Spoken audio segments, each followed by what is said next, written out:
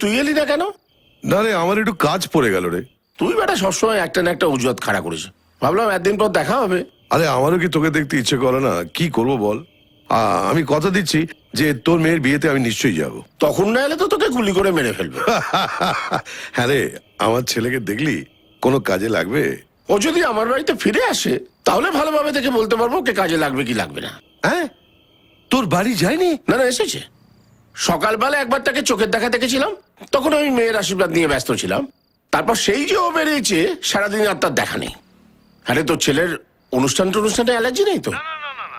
এক মিনিট দাঁড়া। ও ও এক্ষুনি ফিরবে, 15 মিনিটের মতো ফিরবে। বাবা, তুই এত শিওর হচ্ছিস কি করে? আরে ও তো প্রত্যেকদিন রাত্রিরে, মানে রোজ রাতে নাইট শো দেখে। ও হ্যাঁ, রোজ নাইট শোয়ে সিনেমা দেখে? আরো আছে, আমি সব বলবো। আমি না সবকিছু ডিটেলসে তোকে চিঠি লিখে জানাচ্ছি।